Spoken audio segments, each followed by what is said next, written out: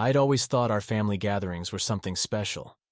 They weren't particularly extravagant, but they had a warmth to them that I cherished. It was the kind of warmth that comes from shared stories, inside jokes, and years of memories stitched together like a comfortable quilt. Our place, a modest house on the outskirts of town, became the epicenter of these gatherings. It had a large backyard that rolled into the woods, perfect for summer barbecues and winter bonfires. My wife, Emily, was the heart of these gatherings. She had a way of making everyone feel at home, always bustling around with a smile and a laugh that could lighten any mood. My brother Chris and his wife Laura were frequent visitors. Chris and I were close, as brothers often are, and his marriage to Laura had only brought our families closer. Laura was quiet and reserved, the perfect balance to Chris' outgoing personality. Chris and I had grown up in that same house, a relic of our childhood that had seen us through scraped knees and broken hearts. When our parents passed, the house became mine. Emily and I moved in right after our wedding. We'd spent years renovating it, turning it into our own little sanctuary. The dining room table, where so many of our family discussions took place, had seen countless meals and even more laughter. It was at that table that we'd celebrate birthdays, anniversaries, and the occasional impromptu get-together. Life seemed almost idyllic. Emily and I had been married for 10 years, our bond growing stronger with each passing year. We were the couple that friends looked up to, the ones who seemed to have it all figured out. But like any couple, we had our ups and downs. There were arguments over trivial things, moments of silent treatment, and the occasional night spent apart. But we always found our way back to each other. Our home was a place of refuge, not just for us, but for everyone who stepped through its doors. It had a warmth that wrapped around you, a sense of belonging that made it hard to leave. The kitchen, with its worn countertops and mismatched cabinets, was the heart of the house. Emily would spend hours there, cooking meals that filled the house with mouth-watering aromas. Chris and Laura would often join us, their laughter echoing through the halls as we shared stories and created new memories. But behind the laughter and the seemingly perfect facade, there were cracks beginning to form. Small, almost imperceptible at first, but they were there. And like any crack, if left unattended, they had the potential to grow, to fracture the very foundation of what we'd built. It was during one of these family gatherings that I first noticed something was off. It was a fleeting moment, a glance that lasted just a little too long, a touch that seemed more intimate than it should have been. I brushed it off, chalking it up to my imagination, a trick of the mind. But once you see something, it's hard to unsee it. Our lives continued on, the rhythm of daily routines lulling me into a false sense of security. Emily and I would wake up early, share a cup of coffee, and talk about our plans for the day. She worked at a local bakery, her days filled with the scent of fresh bread and pastries. I worked from home, my job as a graphic designer allowing me the flexibility to be around when needed. In the evenings, we'd come together, cooking dinner and sharing the details of our day. But those cracks, they were still there, lurking beneath the surface. And as much as I wanted to ignore them, to pretend that everything was fine, I couldn't shake the feeling that something was terribly wrong. It was a gnawing sensation, a persistent doubt that ate away at my peace of mind. Looking back, I realized that those early signs were the beginning of the end, the prelude to a betrayal that would shatter the very core of my existence. But at the time, I was blissfully unaware, living in a bubble of denial. Little did I know that the sanctuary we'd built, the life we'd created, was about to come crashing down around me. The first time I felt a flicker of doubt, it was a quiet evening at home. Emily was in the kitchen, humming to herself as she prepared dinner, and Chris was over for one of his frequent visits. They were chatting easily, the kind of comfortable banter that comes from years of familiarity. But there was something different in the air, a subtle shift that I couldn't quite put my finger on. It started innocently enough. Emily laughed a little too loudly at one of Chris' jokes, a sound that seemed forced, almost nervous. I brushed it off, telling myself I was being paranoid. But as the evening wore on, the feeling persisted. There were stolen glances, moments of silence that stretched just a bit too long, and a palpable tension that I couldn't ignore. I tried to shake it off, focusing on the game on TV, but my mind kept drifting back to them. The way Chris hand-brushed against Emily's arm, The quick smiles they exchanged, each little gesture seemed to carry more weight than it should. I felt a pang of unease settle in my stomach, but I pushed it aside, convincing myself that I was imagining things. As the weeks went by, those small, unsettling moments began to pile up. Emily would mention Chris more often, casually dropping his name into conversations.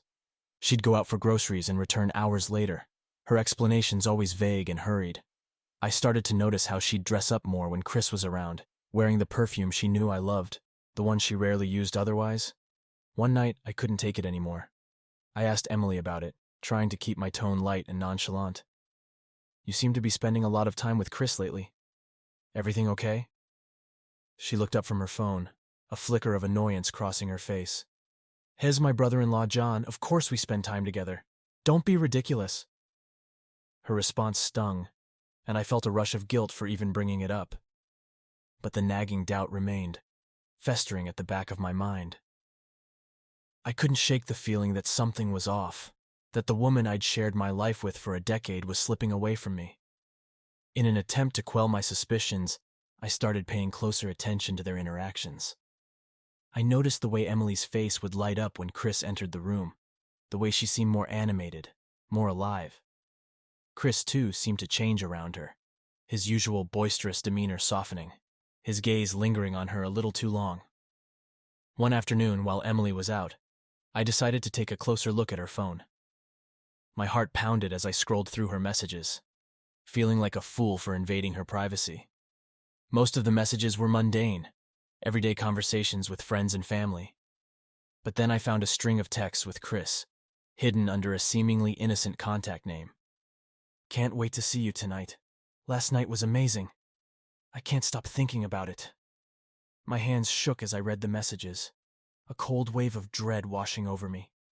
The words blurred together, a jumble of betrayal and heartbreak that I couldn't comprehend. I felt like I was drowning, gasping for air as the reality of the situation hit me. Emily and Chris, my wife and my brother, the two people I trusted most in the world, conspiring behind my back. The thought was unbearable, a knife twisting in my gut. I wanted to confront her, to demand answers, but I couldn't. Not yet. I needed to be sure, needed more than just a few text messages to accuse them of such a betrayal. So I waited. I watched.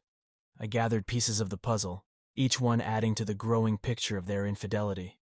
Emily's late nights, Chris' frequent visits, the way they seemed to gravitate towards each other, always finding excuses to be alone. One night, while Emily was in the shower, I found myself drawn to her laptop. It was unlocked, a window into her private world. I hesitated for a moment, then opened her email. My heart sank as I read through the exchanges, the hidden messages that confirmed my worst fears. They were planning a trip together, a weekend getaway that Emily had told me was a work conference. The betrayal cut deep, leaving a gaping wound that I didn't know how to heal. I felt a rage building inside me, a need for retribution, for justice. But more than that, I felt a crushing sense of loss. The woman I loved, the brother I trusted, VGJJ. They had both turned their backs on me, leaving me alone in the wreckage of our lives. I knew I had to confront them, to bring their deceit into the light. But I also knew that I needed to be careful, to plan my next steps with precision. This was no longer just about my marriage or my relationship with my brother. It was about reclaiming my life, my dignity, and my sense of self. As I lay in bed that night, Emily asleep beside me, I made a silent vow. I would uncover the truth, no matter how painful, and I would make them both pay for what they had done. This was just the beginning. The storm was coming, and I was ready to face it head on. The days that followed my discovery were a blur of anger, confusion, and a growing determination to uncover every detail of their betrayal. My mind was constantly racing, replaying every interaction, every suspicious moment. I felt like a detective in my own life, piecing together clues to form a complete picture of their infidelity. Emily continued her charade, playing the role of a devoted wife while sneaking around behind my back. It was a sickening dance of deception, and I found myself growing more adept at spotting the signs. I watched her closely, noting the way she'd rush to her phone whenever a message came in, the way she'd disappear for hours without explanation. Each lie she told, each secret she kept, only fueled my resolve to uncover the truth. I started by checking her phone more regularly, looking for any new messages or calls to Chris. It wasn't long before I found more damning evidence. Late-night texts, intimate photos, and plans for future rendezvous were all there, hidden in plain sight. It was a painful confirmation of what I already knew, but it also gave me the proof I needed to confront them. But I wanted more than just texts and emails. I needed something undeniable, something they couldn't talk their way out of. So I decided to follow Emily. It was a desperate move, one that made me feel like a stalker, but I needed to see it for myself. I needed to catch them in the act. One afternoon, Emily told me she was meeting a friend for lunch. I pretended to be nonchalant, kissing her goodbye and wishing her a good time. As soon as she left, I grabbed my keys and followed her. I kept a safe distance, my heart pounding as I tailed her car through the city. She drove to a small upscale hotel on the outskirts of town, a place we'd never been to together. I parked a few spaces away and watched as she got out of her car, looking around nervously before heading inside. I waited, my hands gripping the steering wheel, my mind racing with possibilities. After a few minutes, I saw Chris' car pull up. He got out, looking just as cautious as Emily had. They greeted each other with a kiss, their bodies close, their movements intimate. My vision blurred with rage as I watched them walk into the hotel, hand in hand. It was one thing to suspect, to read their words on a screen, but to see it with my own eyes was a different kind of torture. I felt a burning need to confront them right then and there, to storm into the hotel and tear their world apart. But I held back, forcing myself to stay calm. I needed a plan. I waited until they disappeared inside, then followed them into the hotel. The receptionist barely glanced at me as I walked past, my focus solely on finding out where they were going. I saw them waiting for the elevator, their backs to me, completely unaware of my presence. I watched as they entered the elevator and noted the floor number, the 5th floor. I waited a moment, then took the stairs 2 at a time, my anger propelling me upward. When I reached the 5th floor, I moved quietly down the hallway, listening for any sound that would give away their location. I heard their voices coming from a room near the end of the corridor, muffled but unmistakable. I took a deep breath, trying to steady my shaking hands, and moved closer. I needed to see it. I needed to catch them red-handed, to confront them with undeniable evidence of their betrayal. I found a spot just outside the room, hidden from view but close enough to hear their voices clearly. I listened as they talked, their conversation filled with laughter and whispered endearments. It was a twisted parody of love, a mockery of everything Emily and I had built together. My phone was in my hand, recording every word. I felt a surge of satisfaction as I captured their intimate conversation, knowing that I was gathering the ammunition I needed for the confrontation that was to come. I waited, my anger simmering just below the surface, until I heard the unmistakable sounds of their affair.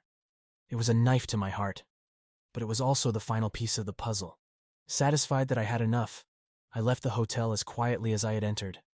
The drive home was a blur, my mind racing with plans for what I would do next. I replayed the recording over and over, each word a reminder of their betrayal, each laugh a spark that fueled my rage. By the time I got home, I had a clear vision of how I would confront them, how I would make them pay. That evening I acted as if nothing had happened. Emily returned home, a smile on her face, and kissed me hello.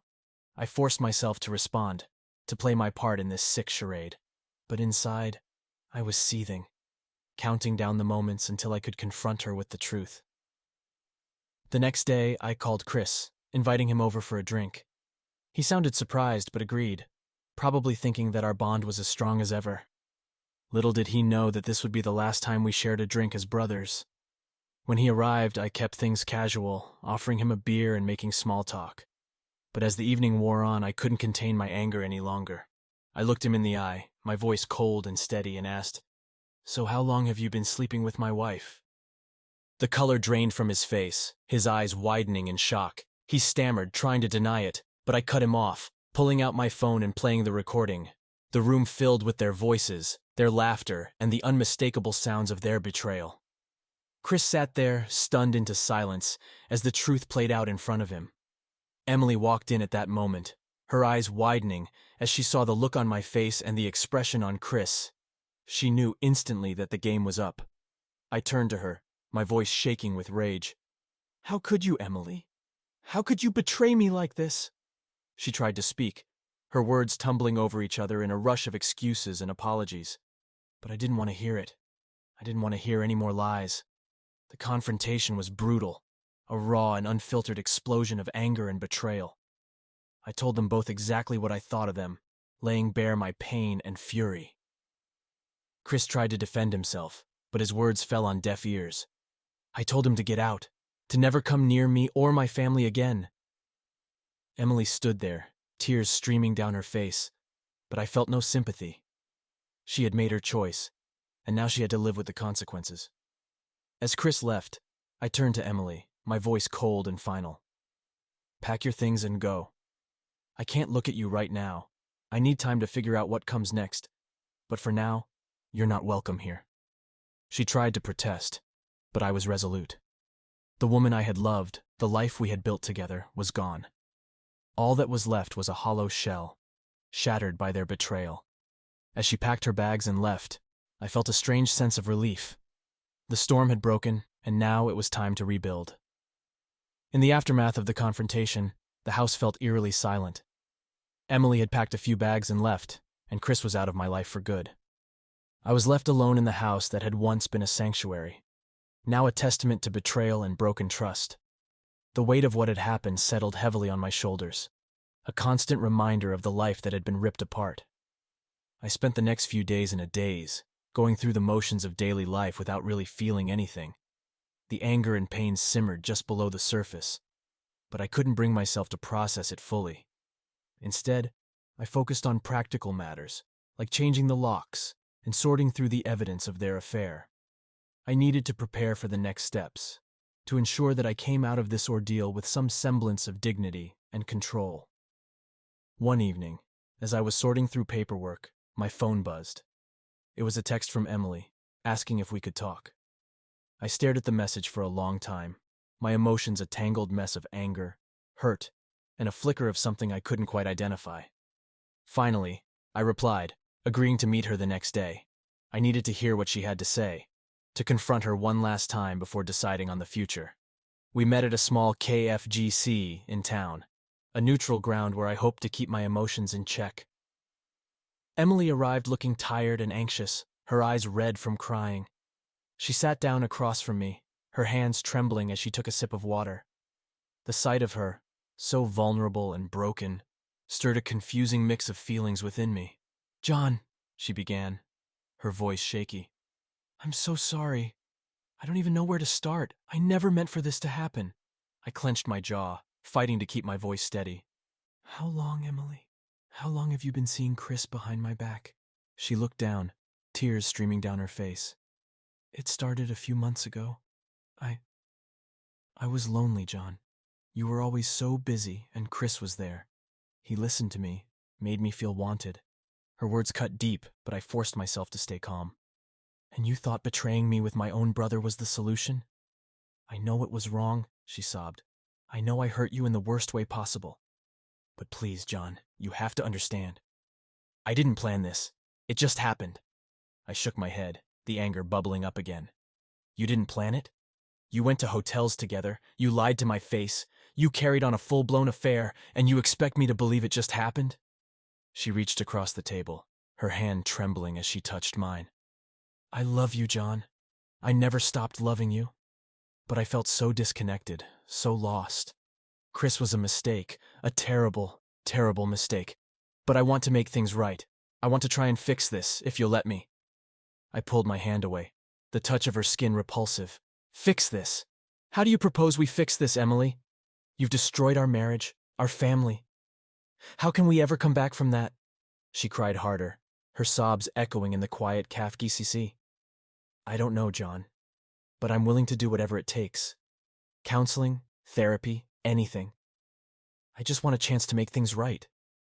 I sat back, staring at her through a haze of anger and hurt. "You want a chance to make things right? What about Chris? What about the damage you've done to my relationship with my own brother?" Emily shook her head. "I've ended things with Chris. I told him it was over, that I couldn't see him anymore. He knows what we did was wrong." The mention of Chris sent a fresh wave of anger through me. And what about him? What makes you think I'll ever be able to forgive him? My own brother, Emily. He betrayed me just as much as you did. She nodded, her face a picture of misery. I know, John, I know. But please, can we at least try to find a way forward? For the sake of what we had, for the sake of everything we've built together? I looked at her, really looked at her, for the first time since this whole nightmare began. The woman I had loved, the woman I had built a life with, was sitting in front of me, begging for another chance. I felt a flicker of the love I once had for her, buried beneath layers of hurt and betrayal. But I also felt a deep, unyielding anger that refused to be ignored. I don't know, Emily, I said finally, my voice heavy with sorrow. I don't know if I can ever forgive you, but I need time to process all of this, to figure out what I want. I can't make any promises. She nodded, a glimmer of hope in her eyes. I understand. I'll give you all the time you need. Just please don't shut me out completely. Let me prove to you that I'm willing to change, that I'm willing to fight for us. I stood up, unable to bear the weight of her pleading any longer. We'll see, Emily. We'll see. As I walked out of the CAF GC, the cool evening air hit my face, a stark contrast to the emotional heat of the confrontation. I felt a mixture of relief and despair, knowing that the road ahead would be long and painful. But at least now, I had a sense of direction. I had confronted the truth, and it was time to start figuring out how to move forward. The days turned into weeks, and I immersed myself in work and routine, trying to keep the chaos at bay. Emily stayed with a friend, giving me the space I needed. Chris, on the other hand, was a ghost, making no attempt to reach out or apologize. I preferred it that way. The less I saw of him, the better. Emily and I started counseling, a tentative step towards some form of resolution. The sessions were brutal, forcing us to confront the deepest wounds and insecurities in our relationship.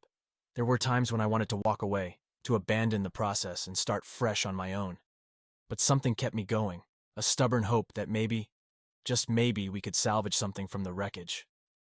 One evening, after a particularly grueling session, Emily asked if we could talk. We sat in the living room, the tension thick between us. She looked at me, her eyes filled with remorse and a flicker of hope. John, I know I've said this a million times, but I need you to know how sorry I am. I know it doesn't fix anything, but I want you to understand how much I regret what I've done. I nodded, my own emotions a tangled mess. I know, Emily, but words are just words. It's going to take a lot more than that to rebuild any kind of trust. She reached out, hesitantly taking my hand. I understand, and I'm willing to do whatever it takes.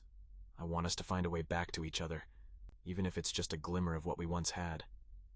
I squeezed her hand, feeling a small spark of connection. It's going to be a long road, Emily, but I'm willing to try, for now. As the weeks went by, we continued our counseling sessions and slowly started to rebuild our lives. It wasn't easy. Every day was a battle, a struggle to overcome the pain and betrayal that hung over us. But little by little, we began to find moments of connection, glimmers of the love we once shared. It was a fragile truce, built on the shaky foundation of trust and forgiveness. But it was a start. And as we took those tentative steps forward, I began to see a future where the pain of the past didn't define us, where we could rebuild and move forward together. The road ahead was uncertain, filled with challenges and doubts, but for the first time in a long while, I felt a flicker of hope. And that was enough to keep me going, for now.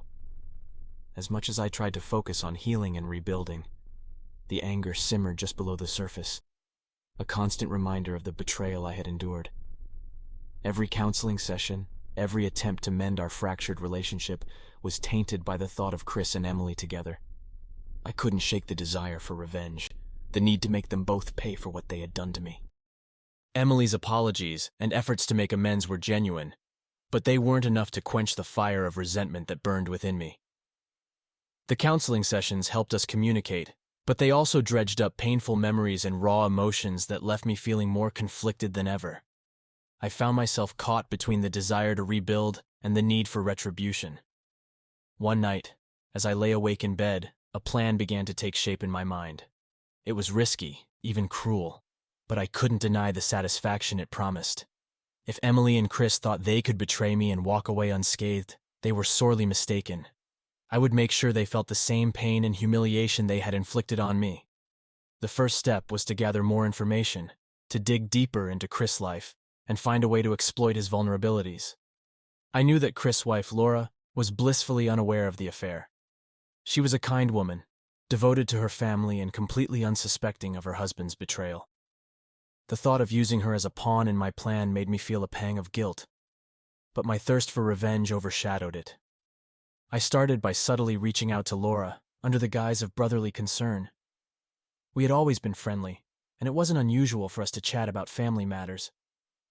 I played the part of the supportive brother-in-law, asking about her well-being and offering to help with anything she needed.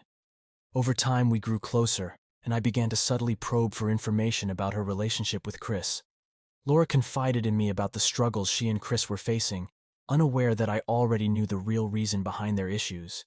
She talked about how distant Chris had become, how he was often late coming home and seemed distracted when he was around. It was the perfect opening for me to sow seeds of doubt, to make her question Chris' fidelity without raising suspicion about my own motives. As our conversations grew more personal, I began to share my own experiences, carefully crafting a narrative that mirrored Laura's concerns. I spoke of my doubts about Emily's loyalty, my fears that she might be unfaithful. Laura listened sympathetically, and I could see the wheels turning in her mind. The more I shared, the more she opened up, and it wasn't long before she started to suspect that Chris might be hiding something. One evening, Laura called me, her voice shaky with emotion. "John, I think Chris is cheating on me. I've found some messages on his phone, and he's been so secretive lately. I don't know what to do." I feigned surprise and concern, my heart pounding with a mix of excitement and dread. "Laura, I'm so sorry to hear that. Have you confronted him about it?" "No," she said, her voice trembling. "I'm too scared. What if I'm wrong? What if it's all in my head?" I took a deep breath, knowing this was the moment to push her further. "Laura, you deserve to know the truth.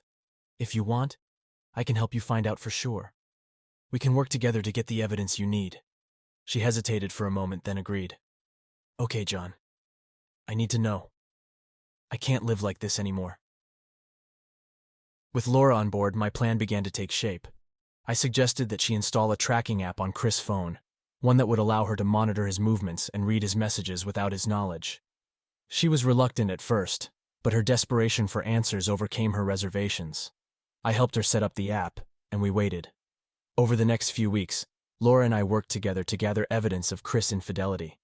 The app provided us with a wealth of information, confirming what we both already knew. Chris' messages to Emily were explicit and damning, detailing their illicit meetings and secret plans. Laura was devastated, but her heartbreak only fueled my resolve to see my plan through to the end. The final step was to reveal the truth to both Chris and Emily in a way that would leave no room for denial or excuses. I orchestrated a dinner at my house, inviting Laura, Chris, and Emily under the pretense of a family gathering.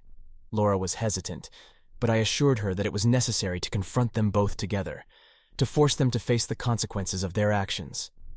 The night of the dinner, I prepared meticulously, ensuring that everything was in place for the confrontation. Laura arrived first, looking pale and anxious. I reassured her, reminding her that this was her chance to take control and demand the truth. Chris and Emily arrived shortly after, both looking slightly uneasy, but unaware of what awaited them.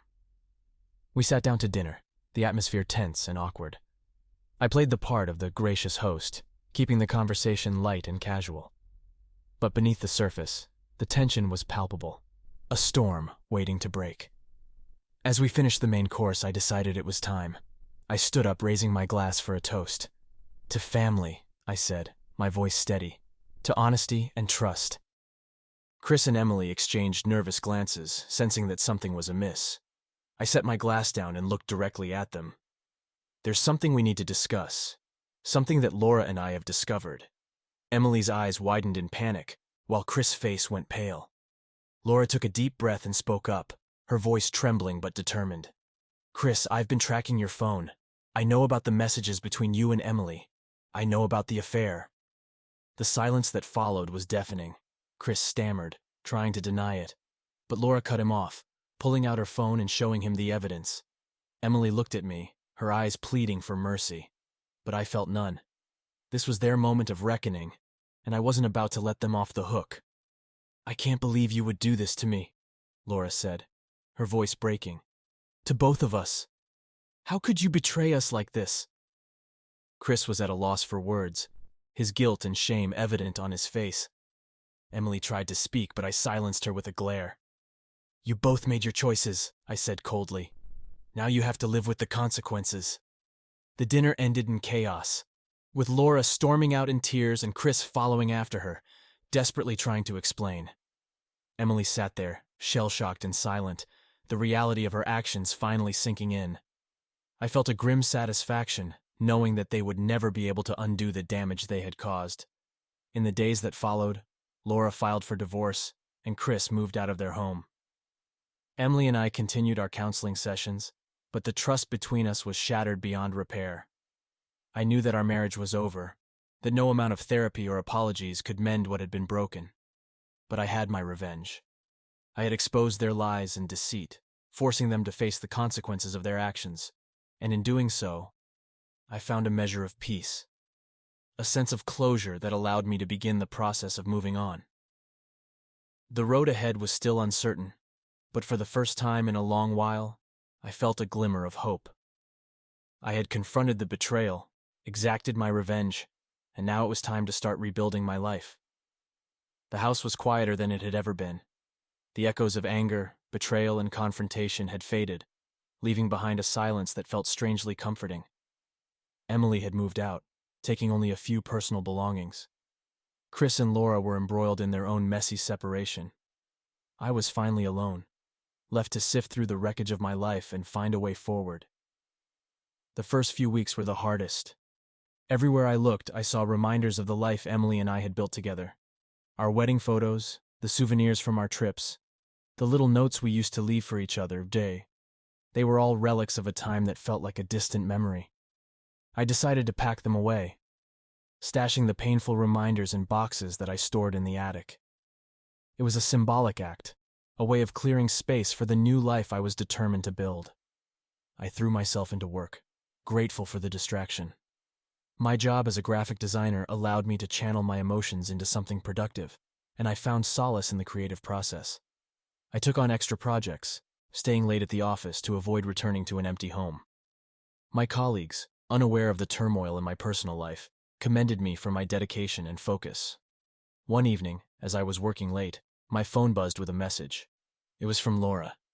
We hadn't spoken since the night of the confrontation, and I was surprised to see her name on my screen. "Hi, John. I hope you're doing okay. I just wanted to thank you for your support. This has been incredibly hard, but knowing I'm not alone has made a huge difference. If you're free sometime, maybe we could grab a coffee and catch up. I'd like to talk." I stared at the message for a long moment, a mix of emotions swirling inside me. Laura had been an unwitting victim in all of this, just like me. We had both been blindsided by the people we loved and trusted most. Perhaps meeting up would be a chance for both of us to find some closure. "Sure, Laura. I'd like that. How about this Saturday?" We arranged to meet at a small café in town, the same one where I had confronted Emily. It felt fitting somehow, like coming full circle. When I arrived, Laura was already there, sitting at a corner table. She looked tired but determined, her eyes brightening when she saw me. "John, it's good to see you," she said, standing up to hug me. "Thank you for coming." "Of course, Laura. It's good to see you too." We sat down and ordered our drinks, making small talk until they arrived. When the waiter left, Laura took a deep breath and looked at me, her expression serious. "I don't know where to start," she said, her voice trembling slightly. "Everything's such a mess. I feel like my whole world has fallen apart." "I know the feeling," I replied, nodding. "It's been a lot to process, but we're getting through it, one step at a time." She smiled weakly. "Yeah, I guess we are. I wanted to thank you for being there for me. I know it wasn't easy, and I appreciate it more than you know." We talked for hours, sharing our experiences and offering each other support. It was cathartic, a way of purging the lingering pain and starting to heal. By the time we left the café, I felt lighter, as if a weight had been lifted from my shoulders. Over the next few months, Laura and I continued to support each other. We met regularly, sometimes for coffee, other times for a walk in the park or a simple dinner. Our friendship deepened, built on a foundation of shared pain and a mutual desire to move forward. There were no romantic feelings between USVJ, just a genuine bond that helped us both heal. I also reconnected with old friends, people I had drifted away from during my marriage. They welcomed me back with open arms, offering support and a sense of normalcy that I desperately needed. I started going out more, rediscovering hobbies and activities that I'd long forgotten. Hiking, photography, and even playing the guitar of DJ, each new interest was a step towards reclaiming my identity. Therapy played a crucial role in my healing process. I found a therapist who specialized in dealing with betrayal and loss, and our sessions were intense but incredibly helpful. Dr. Green helped me navigate the complex emotions I was dealing with, guiding me towards understanding and acceptance. She encouraged me to let go of the anger and resentment, to focus on my own growth and well-being. As the months passed, I began to see the changes in myself. I felt stronger, more resilient.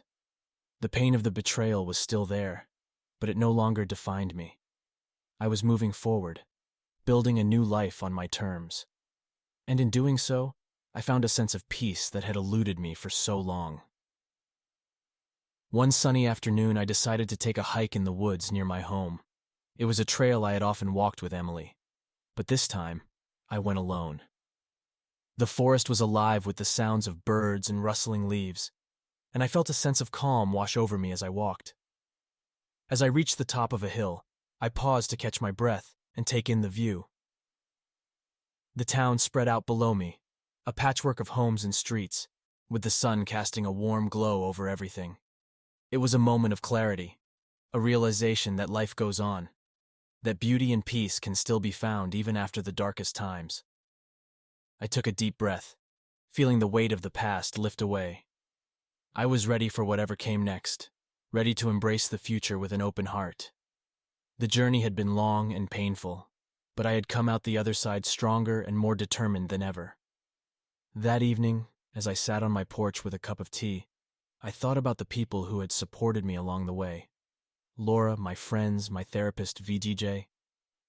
They had all played a part in helping me rebuild. And I thought about Emily, wondering where she was and what she was doing. I didn't hate her anymore. I felt a sense of closure, a recognition that we had both made mistakes and were now on separate paths. As the sun set, casting a golden light over the horizon, I felt a sense of gratitude. I had survived the storm, and now I was ready to live again. The future was uncertain, but it was also full of possibilities. And for the first time in a long while, I felt hopeful. I raised my cup in a silent toast to new beginnings, to the strength and resilience that had carried me through. Life was unpredictable, but it was also a journey of discovery and growth, and I was ready to embrace it, one step at a time.